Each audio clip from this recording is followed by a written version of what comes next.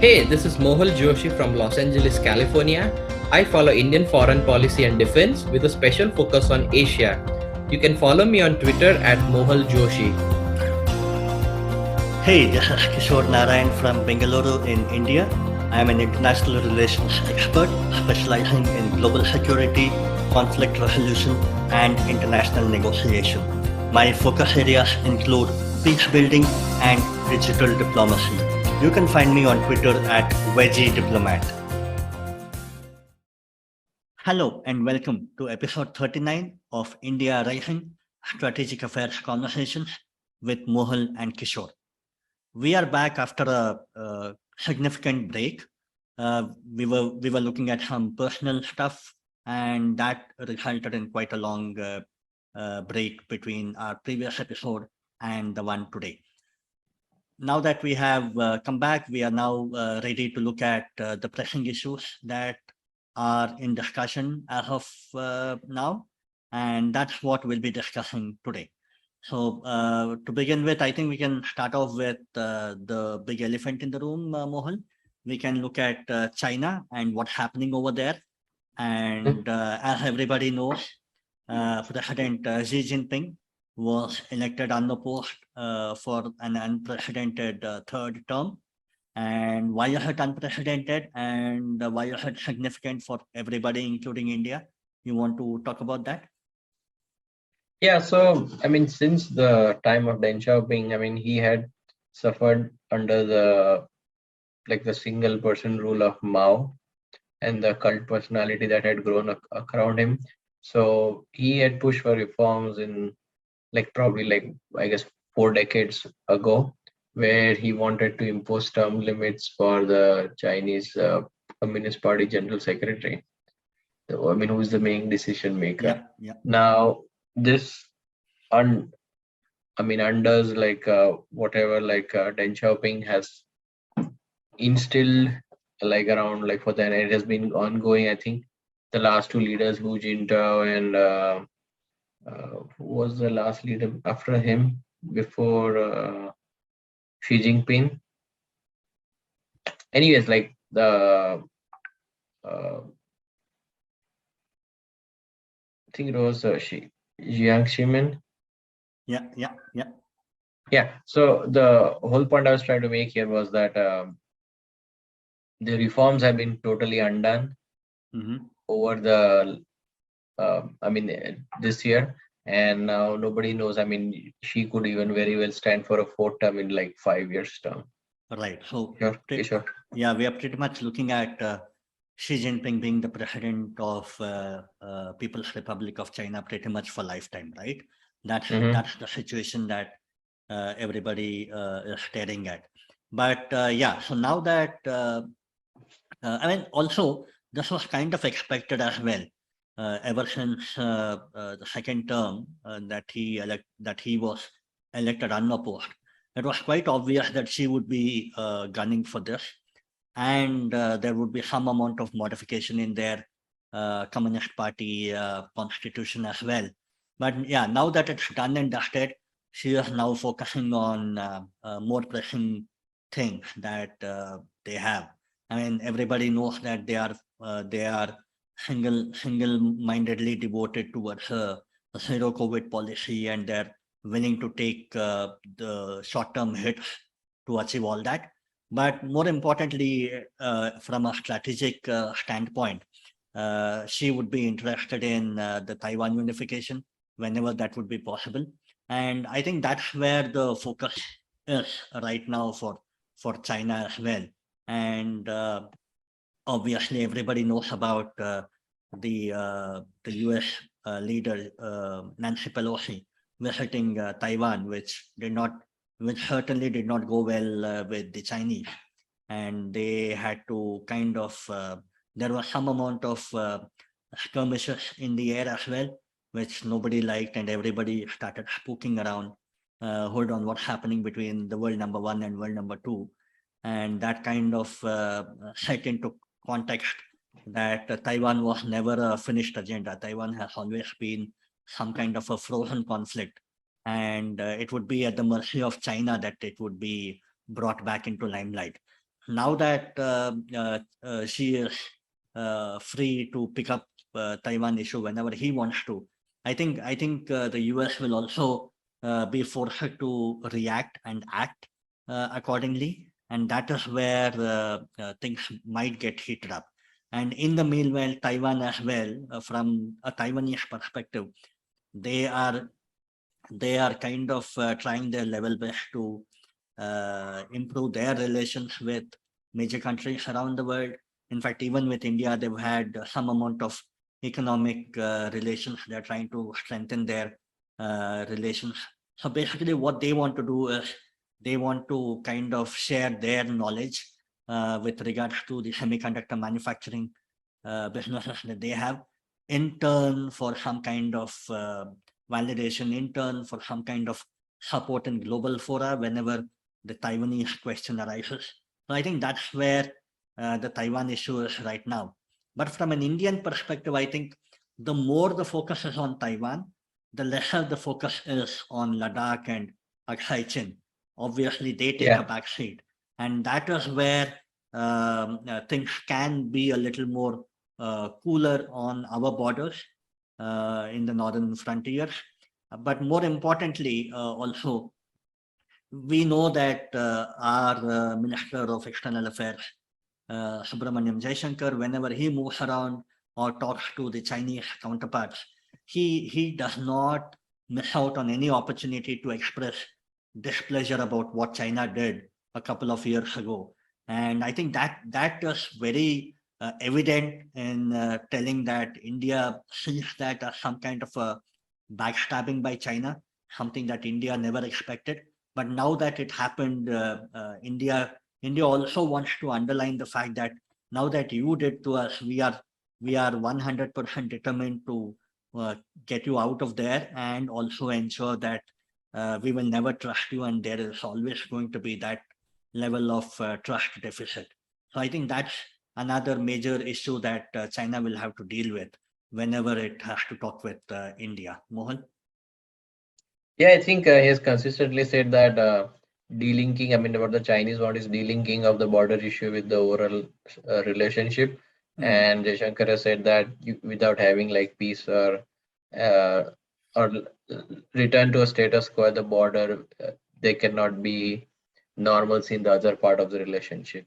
Right. I mean, even a month and a half ago, we had the SEO summit, and Modi and Xi Jinping. Although there were these group photo opportunities, Modi ensured that he would not be meeting Xi Jinping in person or on a one-to-one or at a one-to-one level. So I think that is the level of displeasure that India continues to express at any and every opportunity.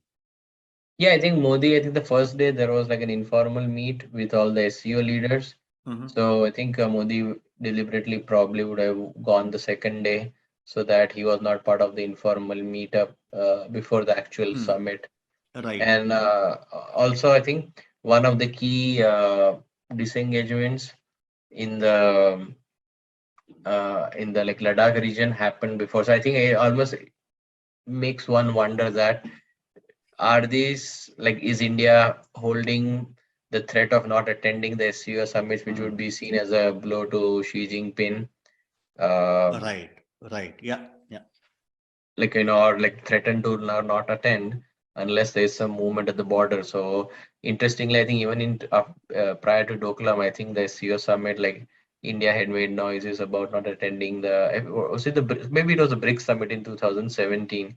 But anyways, the whole point was that so maybe that could be the trigger for the de-escalation in the Kogran Valley, like like near Gogra and Hot Springs area. I mean, Yep, yep, yep. And luckily for China, though, I mean, the 2022 BRICS summit, which was hosted by China, happened to be in a digital format. So that way, she would be spared of the embarrassment of not getting Modi to attend that top level summit. But yeah, I think the Chinese now understand the significance that India is attaching to the entire border skirmish, and this will only continue.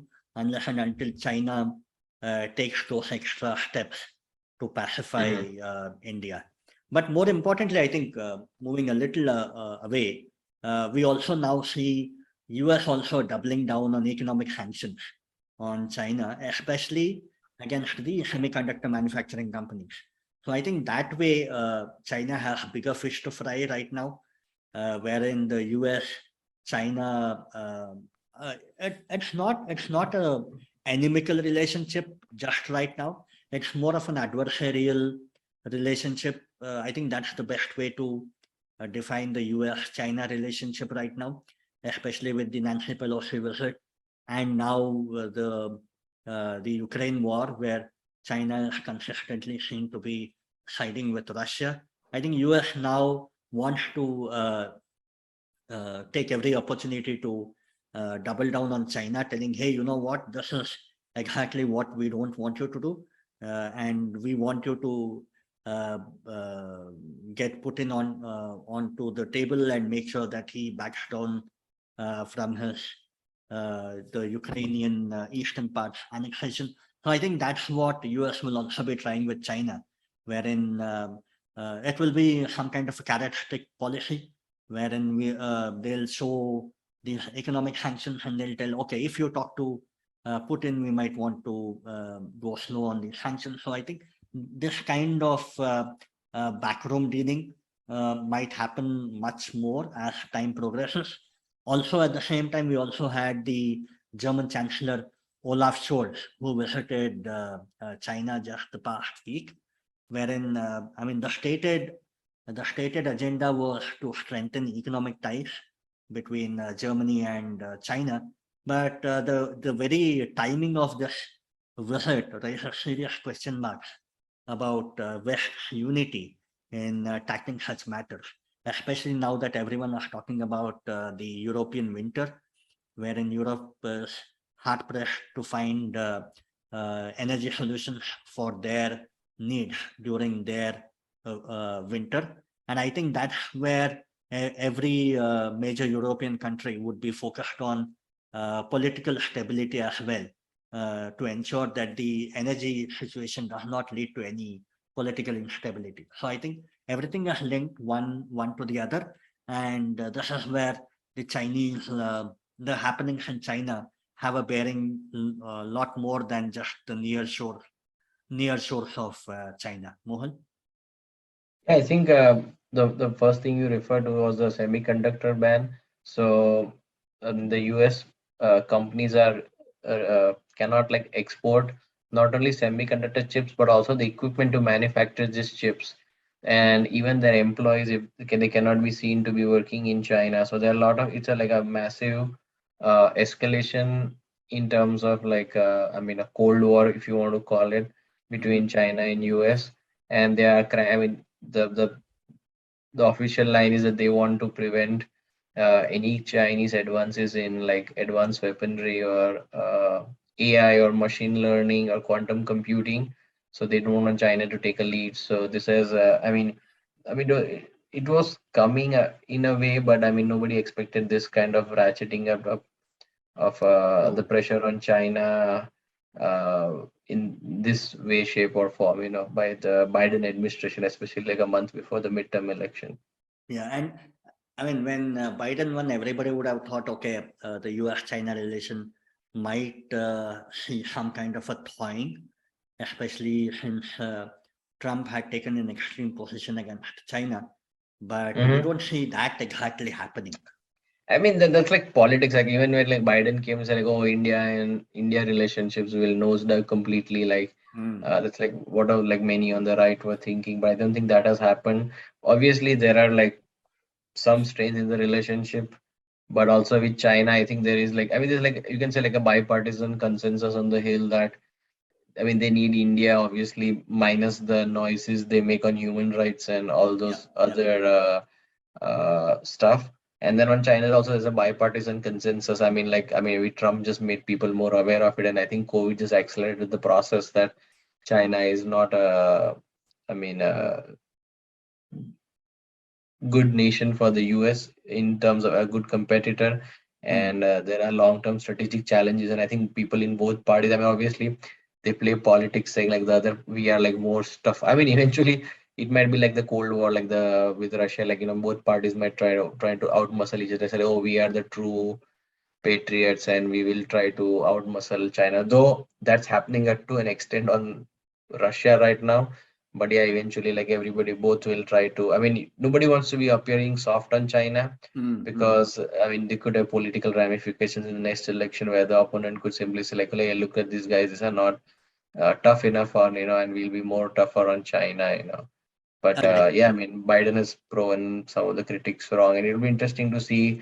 I mean, even the Nancy Pelosi visit, if you look in the read between the lines initially, like I think the White House wasn't too supportive of the visit, but eventually, like once she announced she was going, I don't think they had any choice but to back her, right?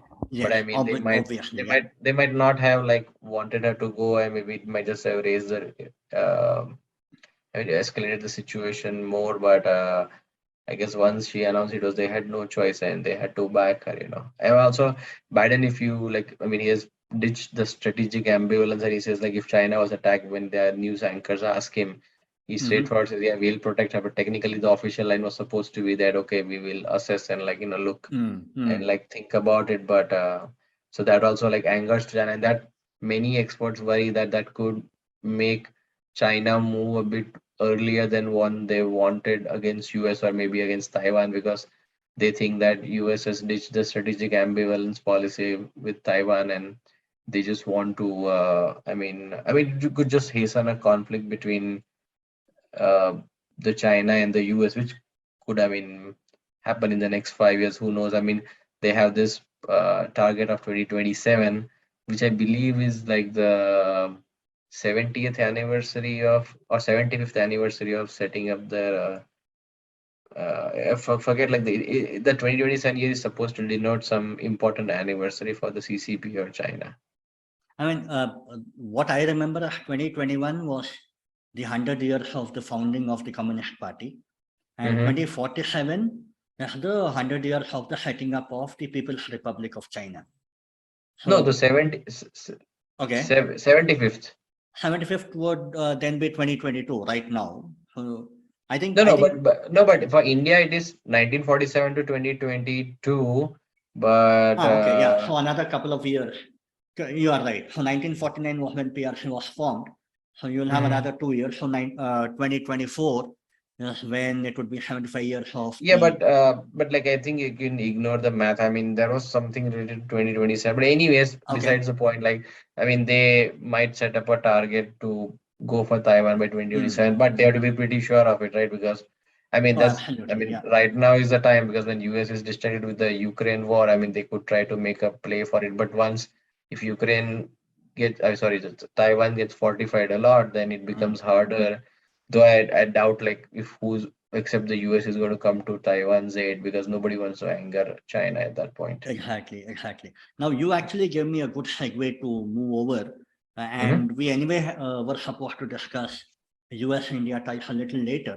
But now Mm-hmm. that anyway we are talking about it, why don't we pick that up? Mm-hmm. And Mohal, since you have been following the US India ties much closer, do you want to start us off on how things are positioned out there? I mean, we find a lot of good things happening, especially the heads of state, Joe Biden, Modi, and the Japanese Prime Minister, the Australian Prime Minister meeting as part of the Quad Summit. So I think Mm-hmm. at the highest level, things do seem to be quite rosy. Rosy may not be the right word, but at least there's nothing to indicate that things are not moving well. But Mm-hmm. at the same time, there are also these minor irritations that everybody Mm-hmm. keeps talking about. But you and I, we kind of agree that they are nothing more than minor irritations, right? You want to talk about Mm-hmm. them and kind of explain how and why they have a very limited appeal.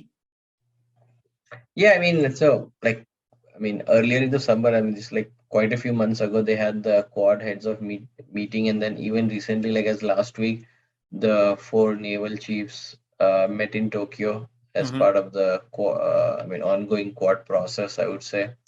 On the con side, I mean, yeah, I mean, I believe last month, the U.S. ambassador to Pakistan, he visited Pakistan-occupied Jammu and Kashmir, and he tweeted something about, I think, Azad Kashmir, I believe. Yeah, So, I mean, a lot of people in India were up in arms that is the US a strategic partner and etc. etc. But I mean, I wouldn't like, obviously, it's not very ideal for India to him to tweet like this.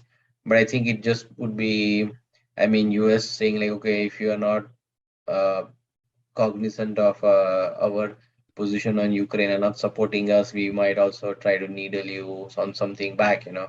I mean, doesn't mean that, I mean, what the US position is right or what India's position is right here. I mean, both countries are doing what it seems right in exactly. their national interest. But I mean, this is like the small tit for tat, uh, I mean, diplomacy that's happening. I would say like diplomacy would be the right word, but tit for tat, Yeah. I guess exchanges between the two sides, and I wouldn't put like too much into it. It's not like we're having a full-blown crisis between I- India and US Uh, anytime soon. Very true, very true. And especially so, simply because India now seems to be having a more muscular, a more outspoken Mm-hmm, approach to global politicking, wherein mm-hmm, India does not hesitate to stand on its own, even if there is that kind of a situation. And India does not mind explaining its stand in foreign capitals, trying to explain to people why it is standing all alone. I think mm-hmm, that's the kind of new approach that kind of seems to be bothering the other world capitals as well, and that is where you see some amount of needling happening, especially the tweet referring to POGK as Azad Kashmir, and all these irritants will come up once in a while. And India, again, as everybody knows, did not toe the US line and did not stop buying oil from Russia. Instead, what it did was it ended up buying more from Russia, especially when it was cheaper for India. So I think that's the kind of situation right now. But I think we both agree that it's not an alarming situation. It's not something where people would lose sleep over such things. And simply put, I think if we have a larger summit level meeting, I think all this will be easily forgotten. mm-hmm. Yeah. Okay. Okay. Now that we are talking about Kashmir and POJK, I think we'll switch over to other side of our borders, and we'll talk Or about our other favorite neighbor. absolutely, yeah. So the other favorite neighbor being Second favorite Pakistan. neighbor. I know like a lot of Pakistanis might not like it, but yeah, I would say second favorite neighbor. Absolutely, yeah, yeah. So yeah, we have had. I mean, the last time we did an episode, there was this crisis, more like a constitutional crisis in Islamabad, where uh, Imran Khan, the outgoing prime minister, did not want to let go of his office, and it was some kind of irresistible force meeting a power that did not want to relinquish its seat. So I think since then there has been It a has been lot. all peaceful and calmful, right? There's nothing much to talk about, right? I mean, on the surface, that is how it looks, but scratch the surface a little bit, and we see that things are much more volatile than how it appears to be. I mean, the big question that everybody had back then, and also 3, 4, 5 months since then, was how is the army going to respond to all this political instability?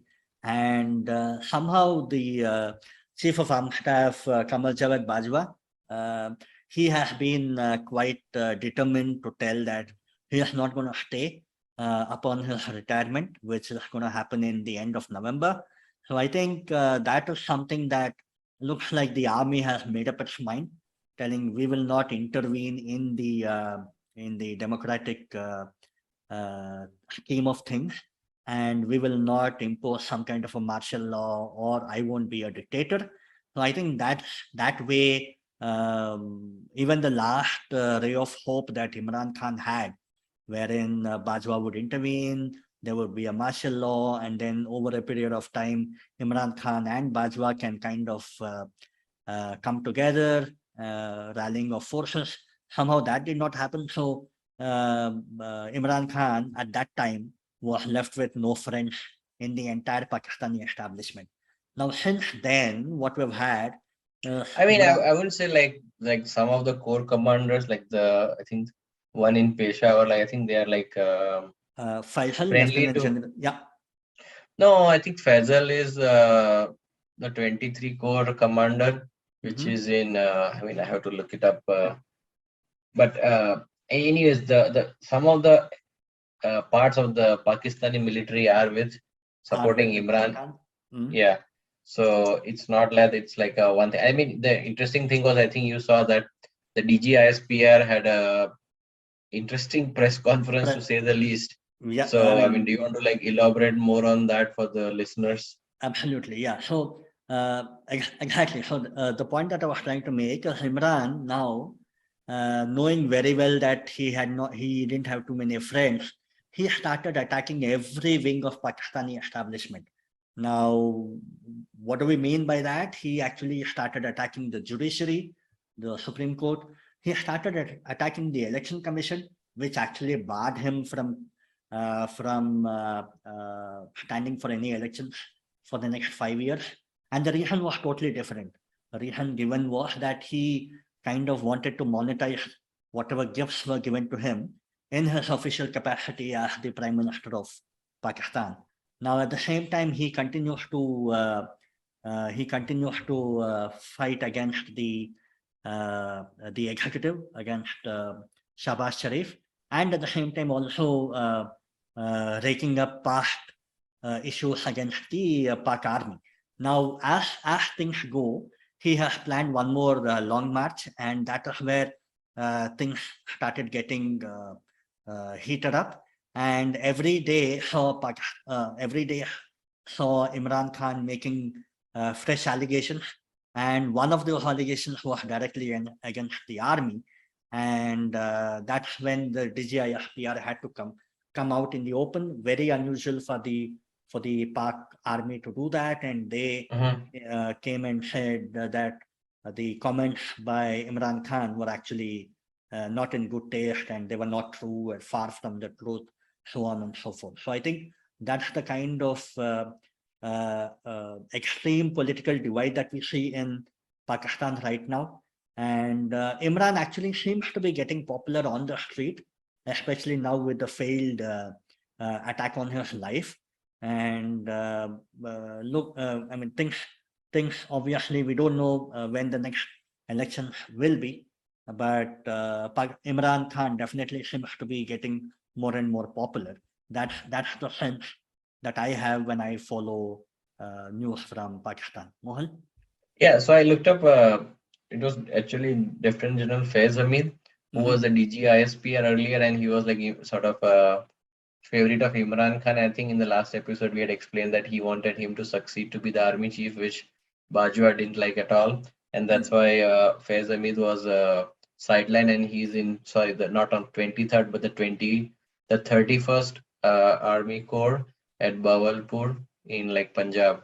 So that's where he's at. Anyway, so like the whole thing I wanted to mention was like some of the military establishment. There's like a sort of a split, which is kind of unique for the army because they never had this issue where I think the army has been like one of the most powerful organizations in Pakistan, as we all know. I mean, and I mean, no prime minister, as we know, that has ever completed a 5-year term. And I mean, army, whenever somebody became too big for issues, they used to replace him. But I think this time around, the army seems kind of, I wouldn't say like helpless, but reluctant to move on Imran. I mean, they're using many methods to push him out or sideline him.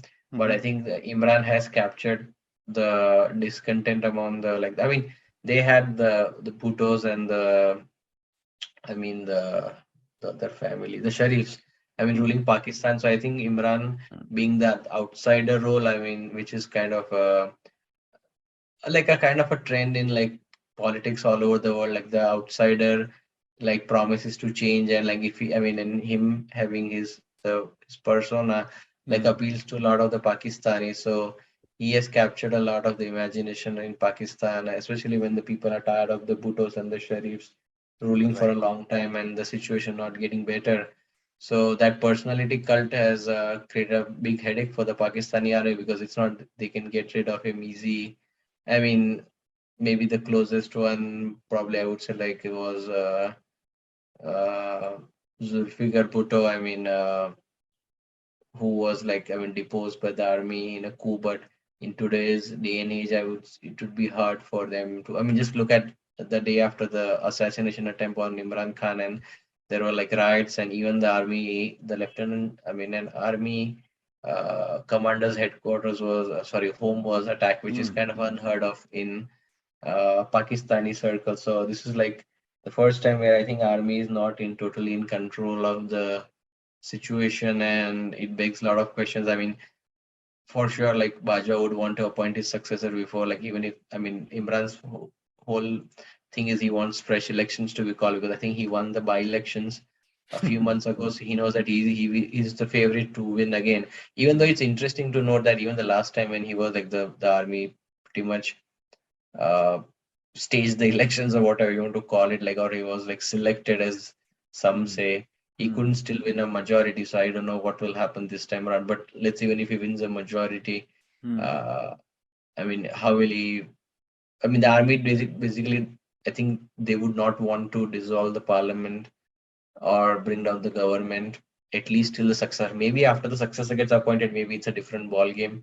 Maybe the army successor would be more okay to dissolve parliament. I think they are due for elections. I think fall of next year. I think, or late Uh, summer next year. August. Yeah. Yeah. Yeah, so it won't be the worst thing after maybe in December, after the army chief has assume power and is comfortable, maybe he calls for fresh election. Because I mean, Imran practically has said like I will be on the street for 10 months, which is kind of unbelievable.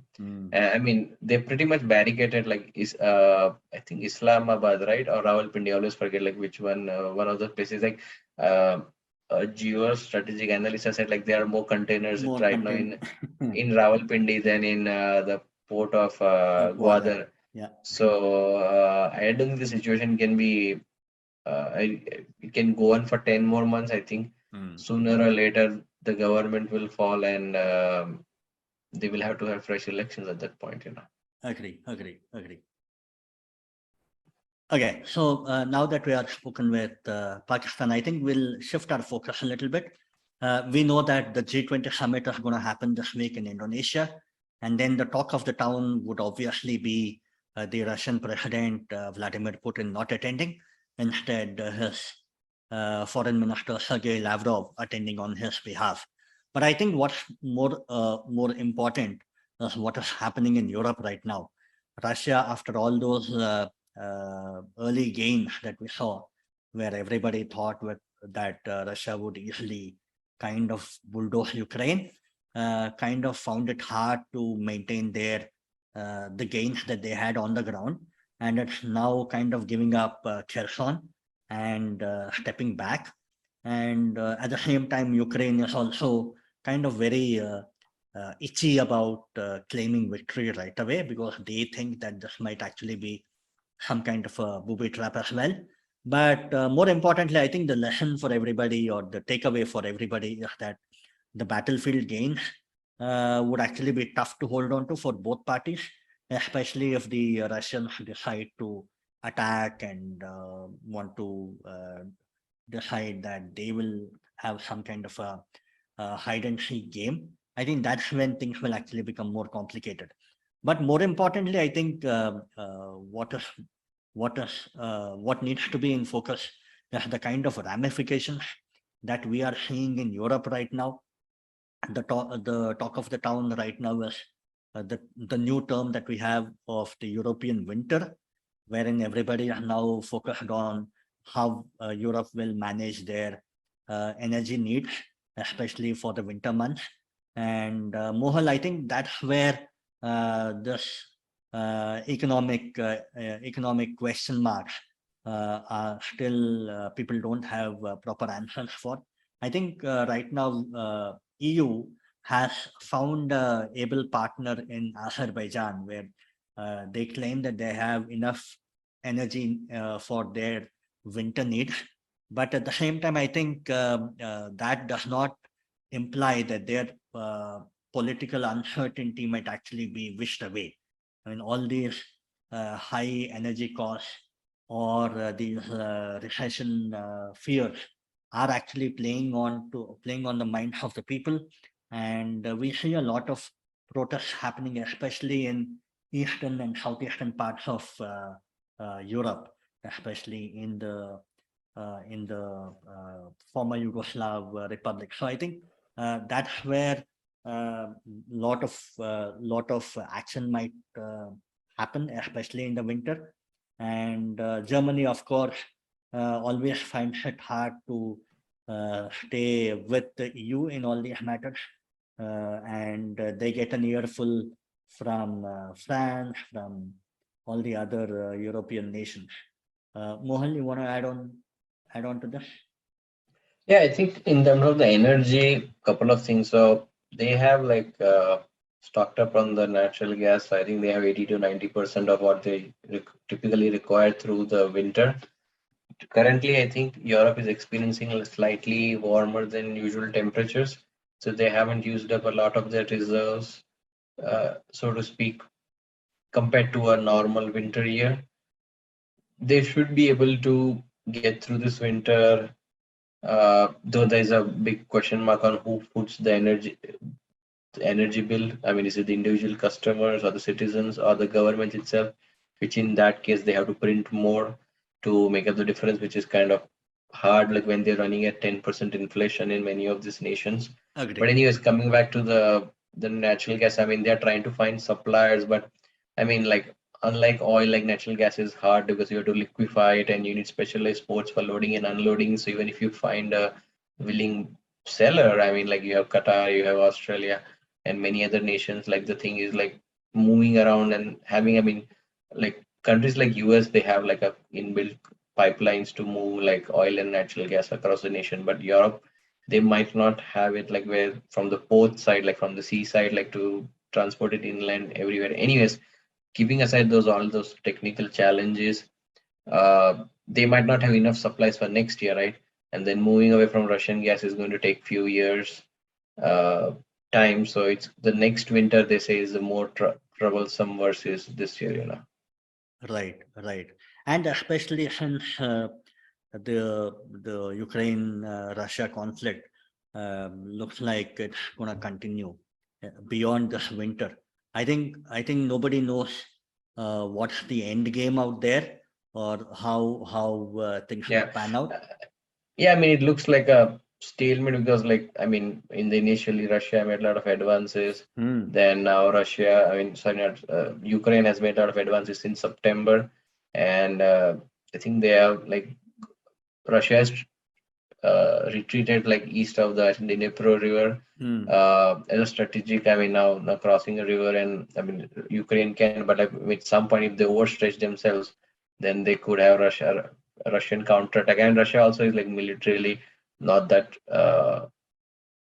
shown to be that strong. I mean, but to be honest, like Russia has not thrown a lot of its reserves into the fight. I mean, they did call up some reservists, but they haven't put like a bulk of the military force for whatever reason. That's a separate discussion altogether. So it could the fighting could go on because like Ukraine might not fall because there are a lot of supplies of material from the West, and the Russians they still have more resources to put in. So it could just be like a bloody stalemate going forward. But nonetheless, like at least like just last week we had this rumor floated in the Western media that they could be asking Zelensky to do some sort of compromise with the Russians. And like, I mean, the question now will be like, will Putin and Zelensky come to a compromise in the future and end this war for like time being? And uh, I mean, nobody knows like what would be the terms of an agreement. Could maybe the rest of Ukraine, which is not under Russian control, excluding the Donbass, like Can it have NATO troops stationed in there? Stuff like that will be like a lot of thorny stuff to work out in terms of a peace deal. But at least, I mean, maybe the rumor was just floated around to see like how would be the public reaction to it, and if there's not too much pushback. I mean, since like the midterms are over and there might be less political opposition, they might just push them, at least the Ukrainian side, towards negotiation. I think even like I think a couple of days ago there was some news articles in the Western media, which after a long time of criticizing India for buying Russian energy, which Europe does. I mean, as Jaishankar has pointed, like Europe buys as much energy in a one day as like India does in a month. There were some positive articles highlighting India's contribution to having a conversation with Russia on the war, and how they've been helping, which was kind of a change from the earlier articles which were like negative against India. Now there were some articles pro India, so maybe they are working the back channels through India or other nations to see if Putin and Zelensky can come around and like end this war for once and all. Agree. I mean, Modi's statement that now is not the time for war, I think got a lot of coverage in the Western media, wherein it was kind of analyzed as Russian friends also telling Russia that now is not the time of war, wherein the Western media was quite conveniently put Modi also in the Russian camp. I don't know for what reason, but his statement got a Yeah, lot but of I mean, coverage. like around a week ago, like there was an article in the New York Times saying like, could India help broker peace in Ukraine? So that Absolutely. also is Yeah. very interesting. So Yeah. So all these countries which deliberately had an ambivalent stand, like Turkey, India, I mean, all these countries will obviously, their names will keep cropping up once in a while. I mean, more so with Turkey, I believe, rather than India. Turkey has more skin in the game. oh So yeah, I mean, Putin is willing to negotiate in any and every conflict around the world. He's like right, he's the negotiator for any and conflict around the world. absolutely. So Erdogan, that way, I think he might actually wish to have some kind of stake in any kind of settled negotiation. So I think his efforts will continue, irrespective of what's happening in Berlin or Brussels or even Washington D.C. I think Ankara will want to have its stamp on a negotiated settlement, and that's where Erdogan will need to be keenly followed. Mm-hmm. Mohal, you have anything to add? No, I think you pretty much covered it on the Ukraine part. So let's see what happens on the Ukraine front in the next few weeks or months to come. Okay, great. So yeah, these were the prime topics that we had for discussion today. And obviously these are the burning topics right now that we see and their ramifications on India. So dear listeners, if you guys have anything to share that you think you would want us to cover in one of our subsequent episodes, please do let us know. You can reach out to us and we can then cover them in our future episodes. But then do remember that these topics should directly be related to Indian foreign policy. Now, having said that, we again want to indicate that there was a long break in our previous episode and now, but we would be far more regular going forward and you would be hearing more regularly from us. And until the next time, this is Mohal and Kishor signing off.